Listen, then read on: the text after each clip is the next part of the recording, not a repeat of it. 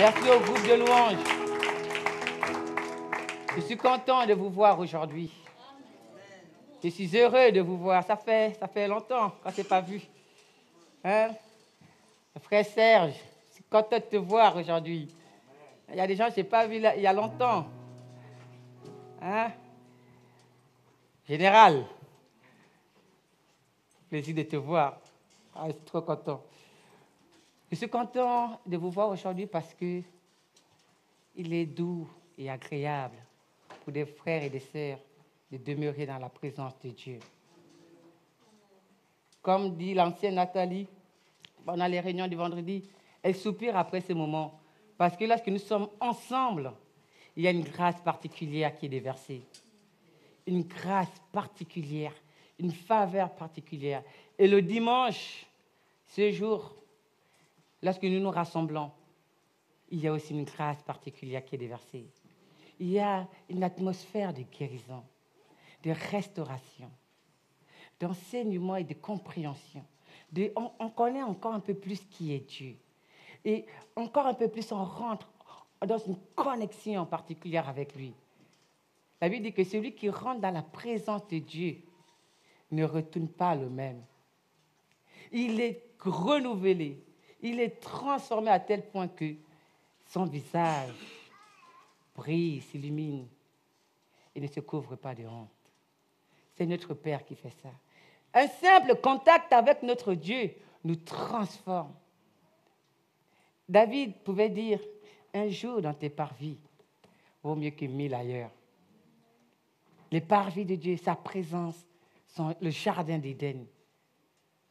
Moi, je suis content d'être là. Je suis content parce que ça fait tellement longtemps, que j'aimerais vous partager cette dernière partie de ce message de l'ennemi de nos âmes.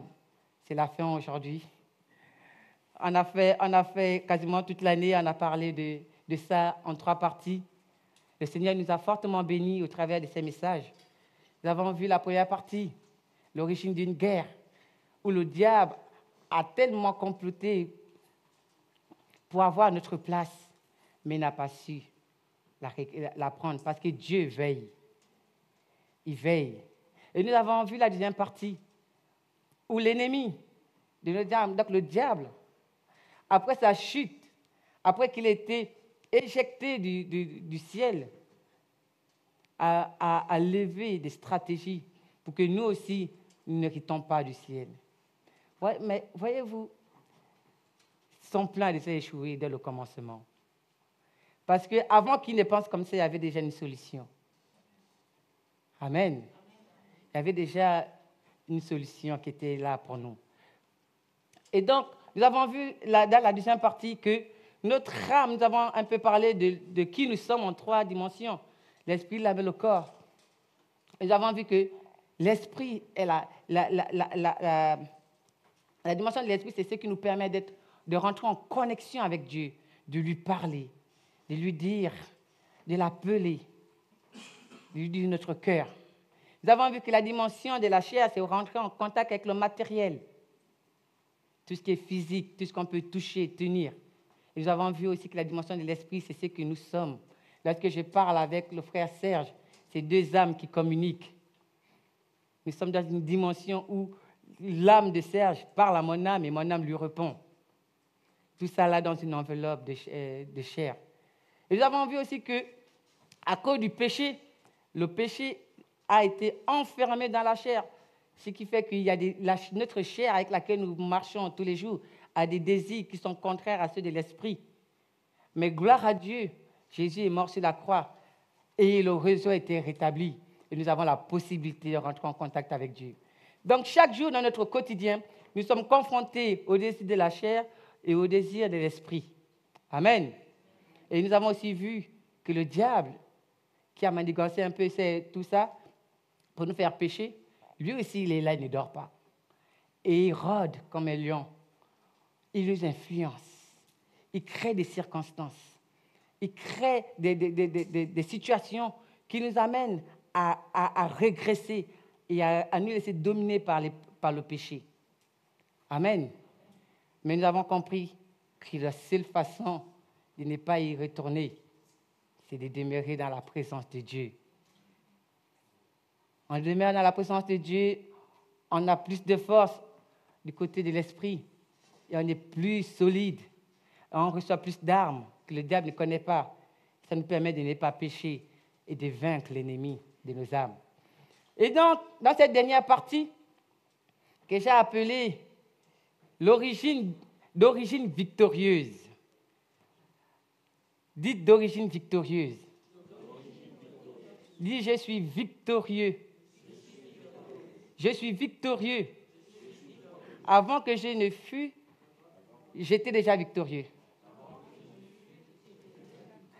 Nous allons prendre ce texte dans Romains 8, 37, qui nous dit ceci. Je vais mettre ça de ce côté-là. Que nous dit Romains? Ouais, je suis trop content parce que quand j'ai médité ça, je me disais, mais il faut juste lire quelques versets et chanter des chants de victoire. Parce que nous sommes d'une origine victorieuse. Romains nous dit quoi? Mais dans toutes ces Romains 8, 37 nous dit ceci. Mais dans toutes ces choses, nous sommes plus que vainqueurs par celui qui nous a aimés. Voyez, nous avons été aimés même avant que le monde n'existe. L'amour de Christ, le fait que nous soyons, l'amour que Dieu a pour nous existait avant que nous ne soyons déjà. Car j'ai l'assurance que ni la mort, ni la vie. Au verset 38, on va lire le 38 et le 39.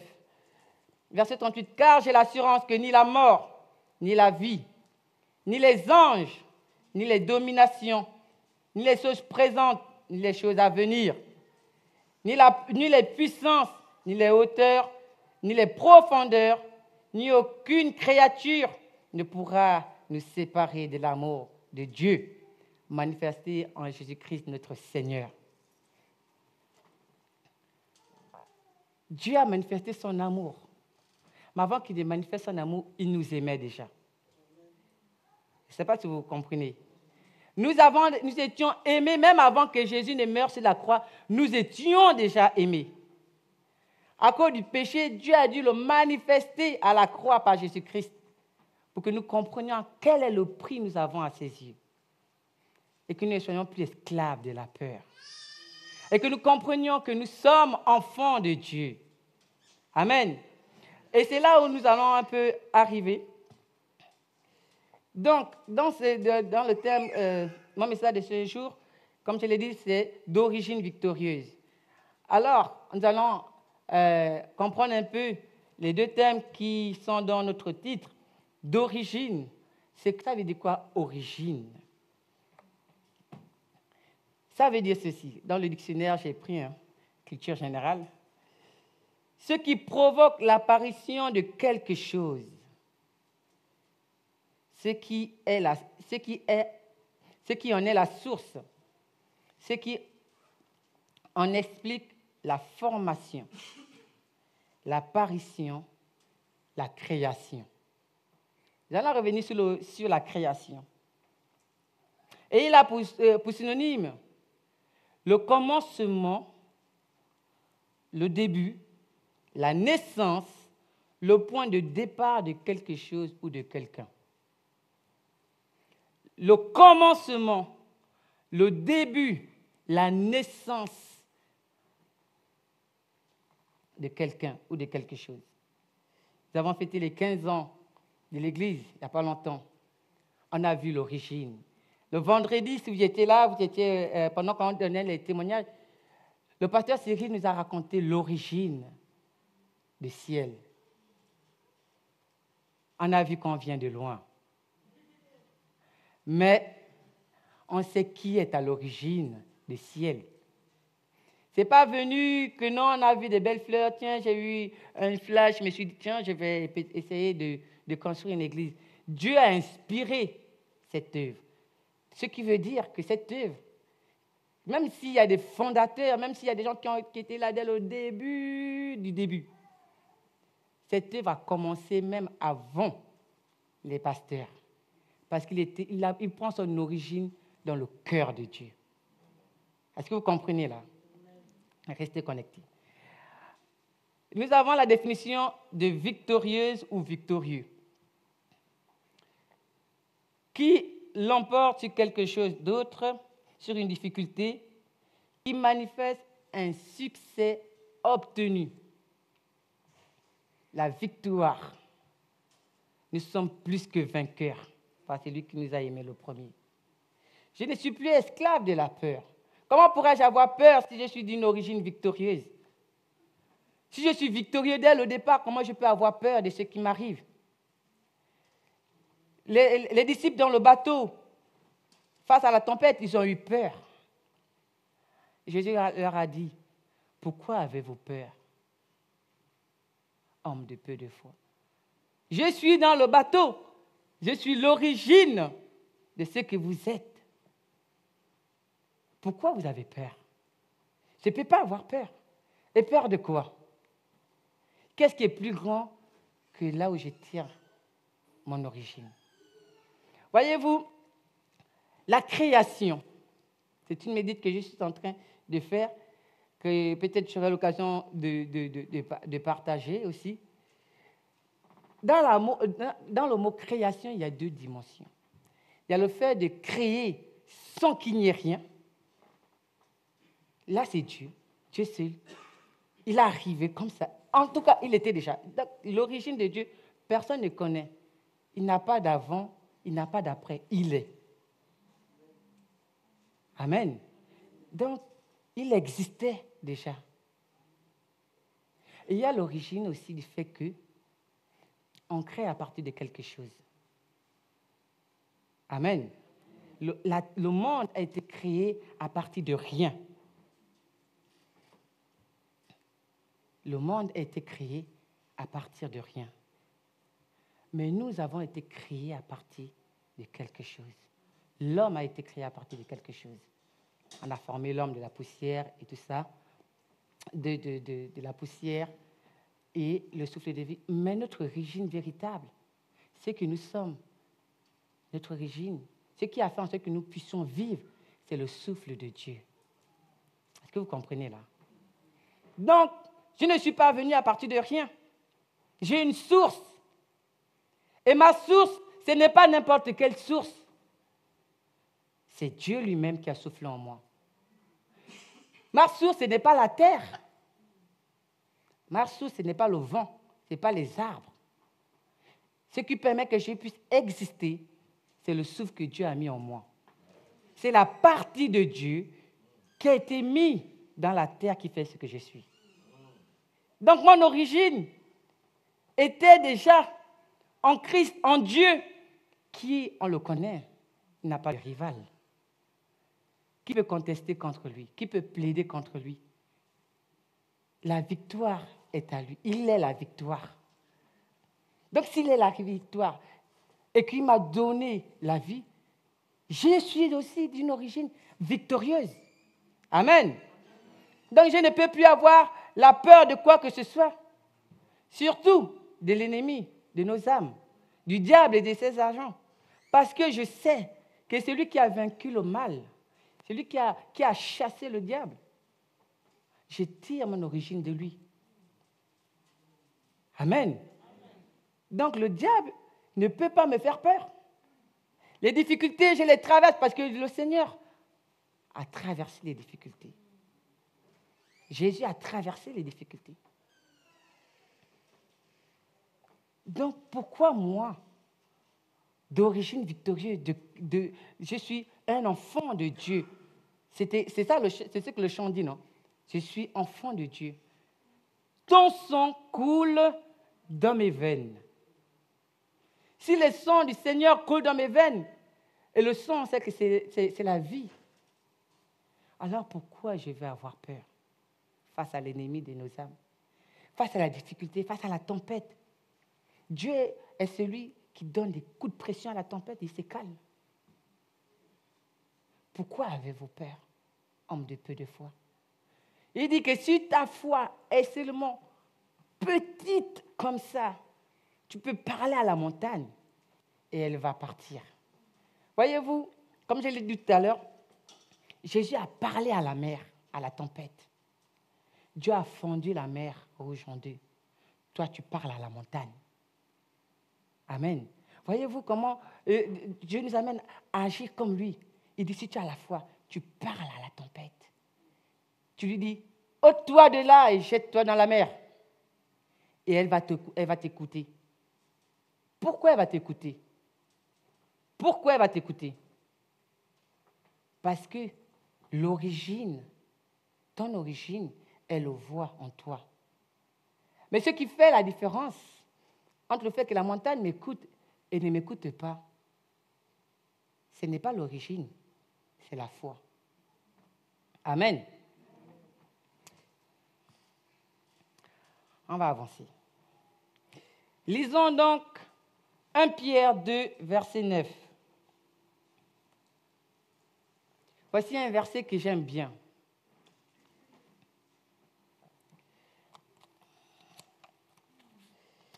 Il dit quoi? Lisons. Il dit quoi? Vous, au contraire, vous êtes une race élue, un sacerdoce royal, une nation sainte, un peuple acquis, afin d'annoncer les vertus de celui qui nous a appelés des ténèbres à son admirable lumière. Vous êtes un peuple élu, une race élue. Quand on parle de race, dans les définitions que j'ai regardées un peu, les synonymes, on met race à côté de sang. Le sang. Vous êtes du même sang, de la même race. Le sang. Le sang de Christ. Ton sang coule dans mes veines. Donc, il y a une dimension assez spéciale dans qui nous sommes. Nous ne pouvons pas vivre comme si on courait après le vent, comme si on n'avait aucun avenir, aucune destinée. On ne peut pas vivre que dans la peur tous les jours. On a peur de ceci, on a peur de cela, le diable souffle là-bas, on a peur, il y a la maladie qui souffle là-bas, on a peur, il y a des problèmes, il y a de la crainte, on va licencier, on commence à avoir peur.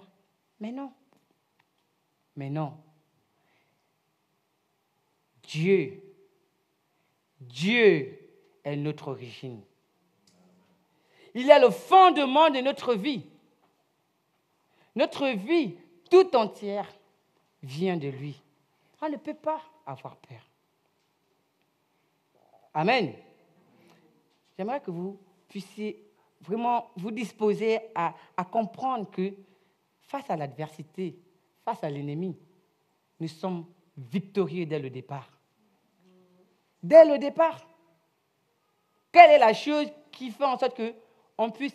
Pourquoi on va avoir peur de l'ennemi? Qu'est-ce qu'il a contre nous? Si ce n'est ce que nous lui permettons d'avoir. Amen. Lisons Genèse 3, versets 21 à 22. On va dire, à cause du péché, on est tenu. Jésus a brisé les chaînes, il est mort pour nous, et nous sommes libres.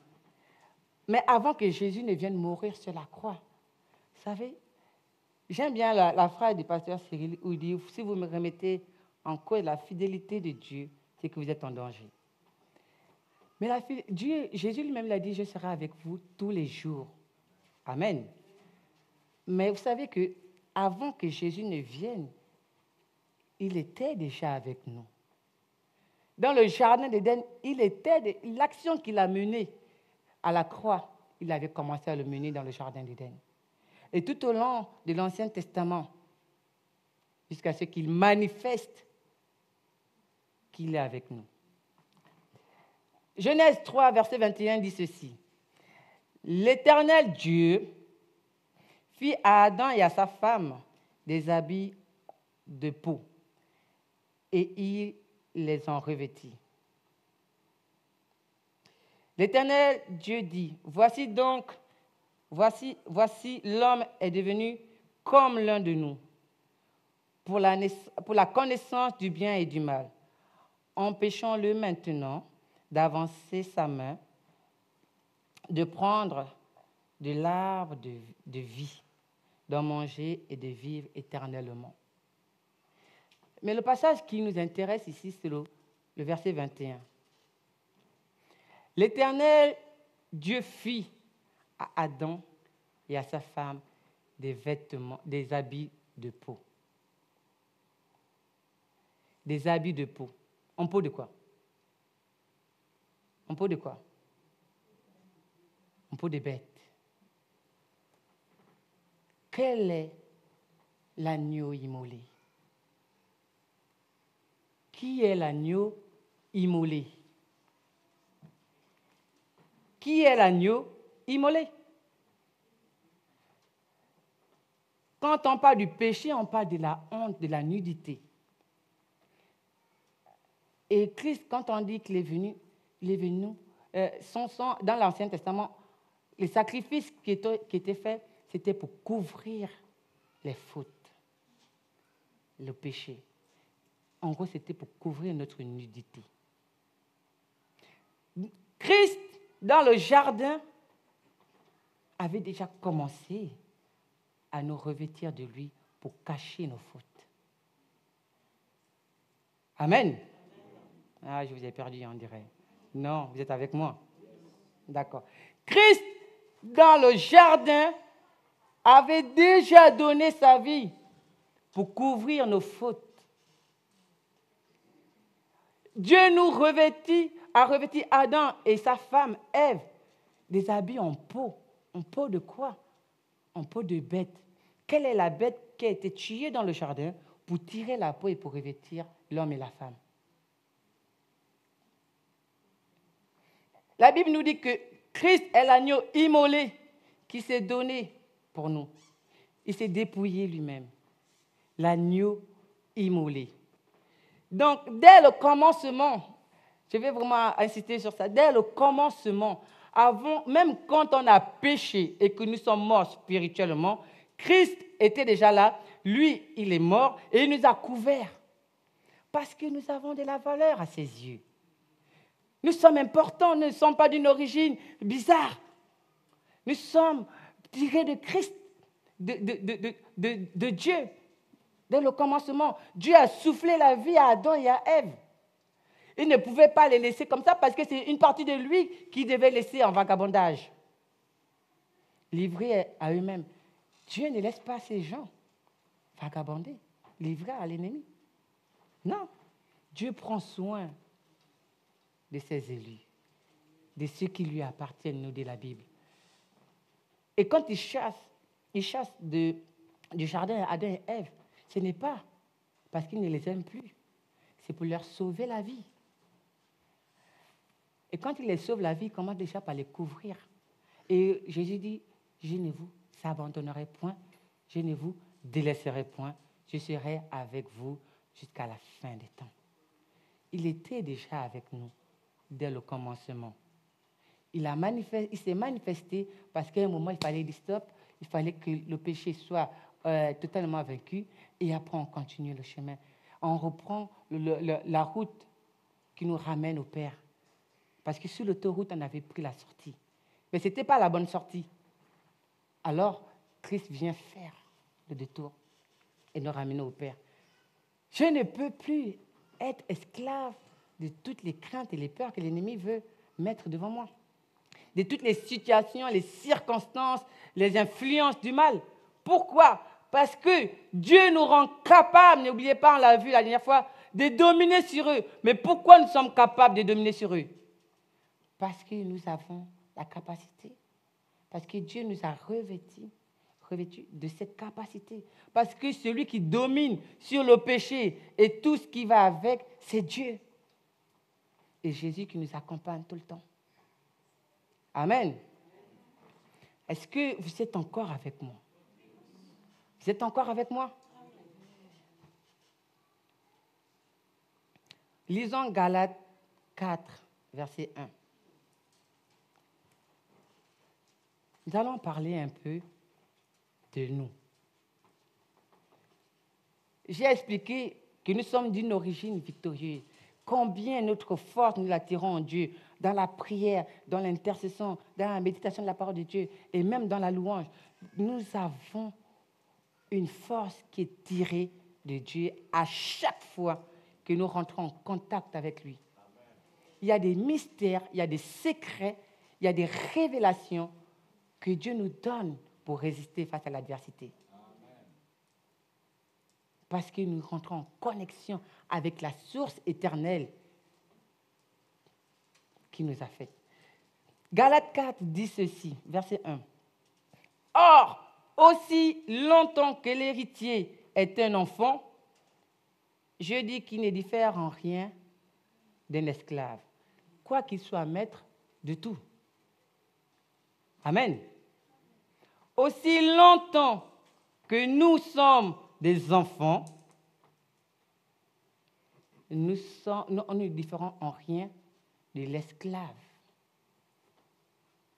Quoique nous ayons reçu toutes choses. Jésus dit qu'il nous a tout donné, nous avons tout reçu en Christ, notre Sauveur. Voyez-vous, nous sommes héritiers.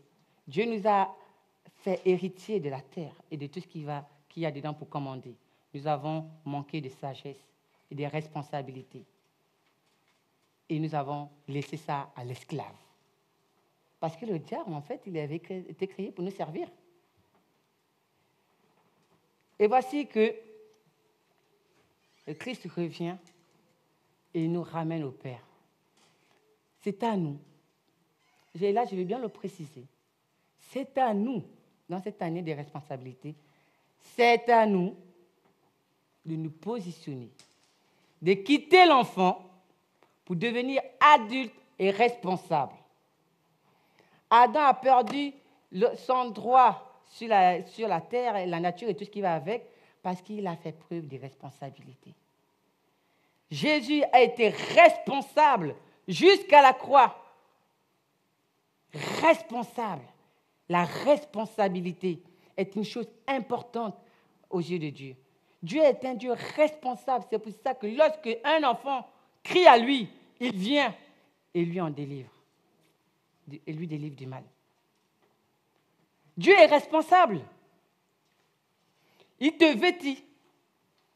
Il te donne à manger. Il te donne un travail. Il te donne une famille. Il te confie une mission afin que toi aussi tu sois responsable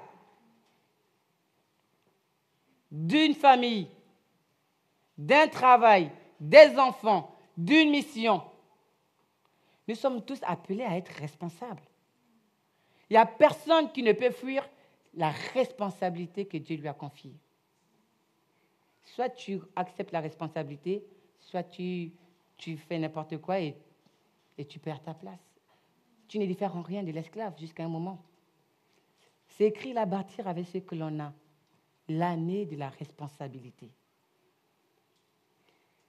Écoutons ce que Ecclésiaste nous dit face à celui qui n'est pas responsable. Ecclésiaste 10, 5 à 7. Il est un mal que j'ai vu sous le soleil, comme une erreur provenant de celui qui gouverne.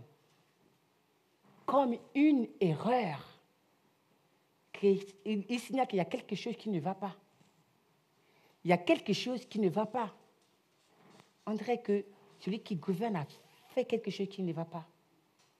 Mais non, il y a comme une erreur. Verset 6. La folie occupe les postes très élevés et les riches sont assis dans l'abaissement. Verset 7 qui nous intéresse.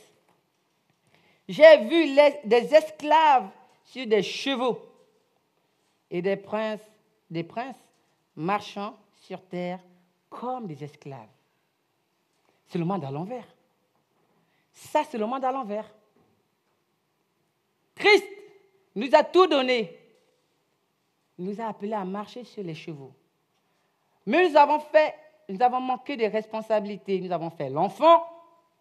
Étant donné que l'enfant et l'esclave ne diffèrent en rien, alors c'est l'esclave qui monte sur le cheval. Et nous, on fait quoi? On marche par terre, comme des esclaves. C'est le monde à l'envers. Ce n'est pas possible. Il faudrait rétablir les choses. Mais pour que les choses soient rétablies, il faudrait que chacun d'entre nous devienne responsable. Si tu n'es pas responsable et que tu ne te positionnes pas, il y a quelqu'un qui te regarde de loin, de très loin. Il attend simplement que tu fasses preuve de négligence. Et dans cette guerre, tu vas perdre. Tu vas perdre. Pourquoi? Pas parce que tu es faible. Pas parce que Dieu n'est pas là. Pas parce que tu as manqué. Non. Tu vas perdre parce que simplement tu ne t'es pas positionné. Tu n'as pas été responsable de ce que Dieu t'a donné. Tu n'as pas su tirer ta force en Christ. Tu n'as pas su dominer sur la chair. Tu n'as pas su résister au diable. Or qu'il était censé fuir l'un de toi si tu résistes. Dit la Bible. Résistez au diable et il fuira loin de vous. C'est Dieu qui le dit.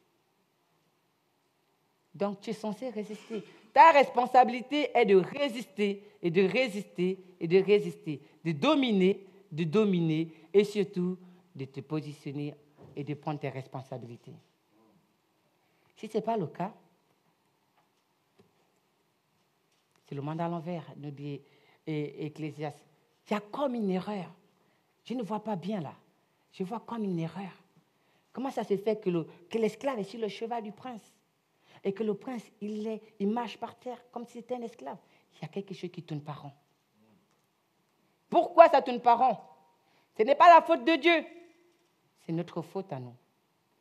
Nous devons nous positionner. Nous devons nous positionner. Nous devons être responsables. Responsables dans tous les domaines que Dieu nous confie.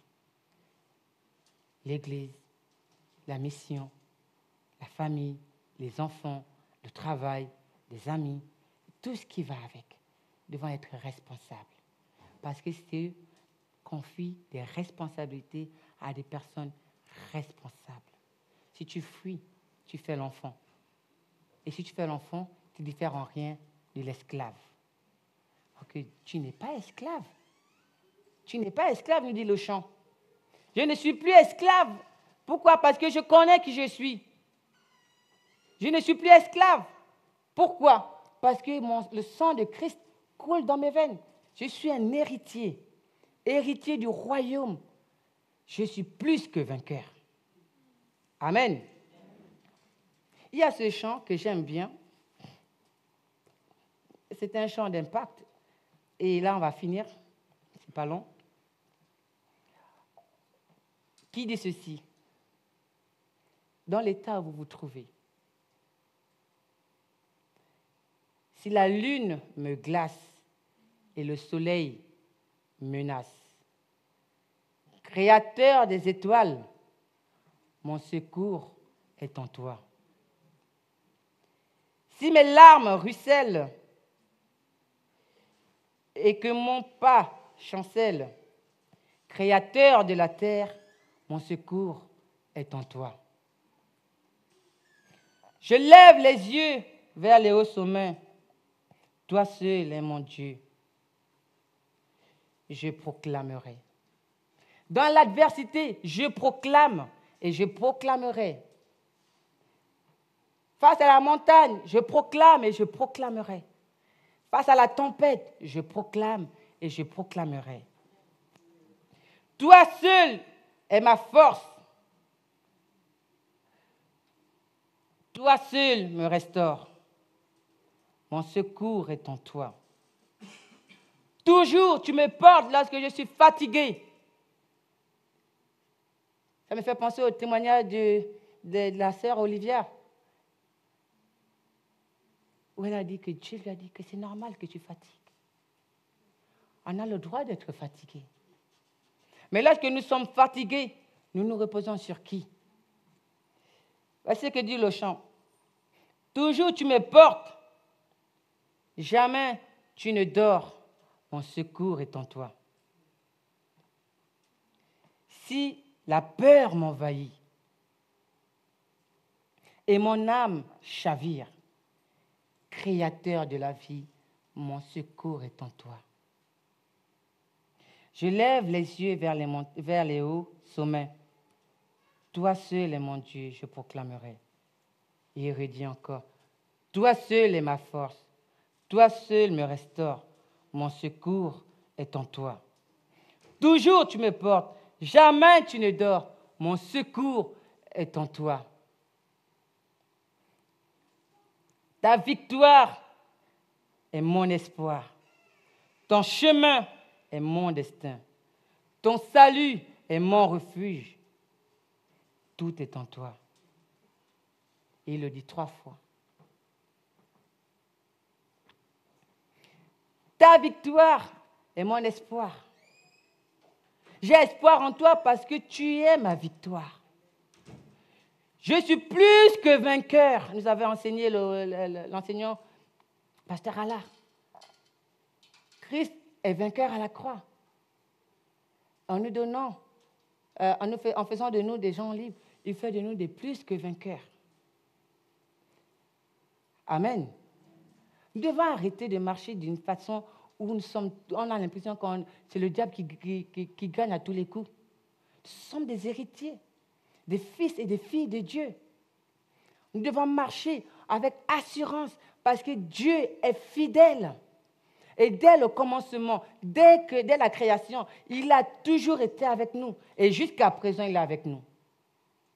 Alors si vous traversez la vallée de l'ombre de la mort, ne craignez pas.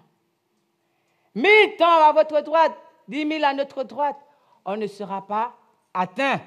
Pourquoi? Parce qu'il est notre refuge. Amen. Et je vais finir avec cette note que j'ai intitulée Fils et fille et héritier ou héritière. Dans cette année de la responsabilité où nous sommes appelés à bâtir avec ce que l'on a, il est important de savoir pourquoi nous bâtissons, avec quoi nous bâtissons, comment nous bâtissons et sur quoi nous bâtissons, sur quoi nous portons notre foi. Pour bâtir, nous devons gagner notre combat face au désir de la chair sur l'influence de l'ennemi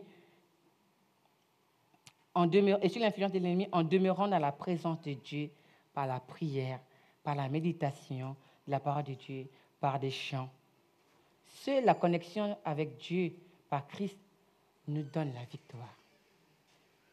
Si nous ne sommes pas responsables et nous ne nous positionnons pas dans notre identité d'héritier et de vainqueur, nous resterons esclaves, l'esclave du péché, l'esclave de l'influence du mal, et nous passerons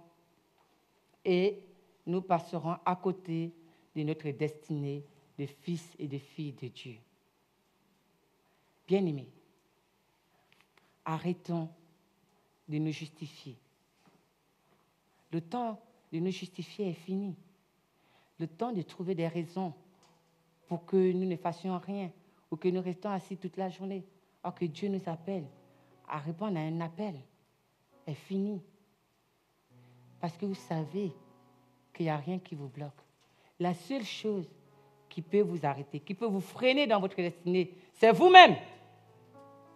Parce que vous restez assis lorsque la trompette sonne.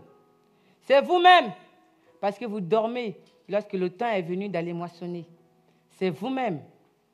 Lorsque vous restez assis, or que l'Éternel vous a confié des tâches, c'est vous-même. Parce que vous jouez avec le péché. Et l'influence de l'ennemi vous gagne. Et vous demeurez éternellement esclave du péché et de l'influence de l'ennemi. Alors change de positionnement. Deviens responsable. Prends tes responsabilités envers ce que Dieu te demande. Et deviens plus que vainqueur. Parce que c'est ton identité. Parce que tu es victorieux dès le départ. Amen. Je vais appeler le groupe de louanges. Et nous allons prendre ce chant où on dit « Je ne suis plus esclave de la peur ».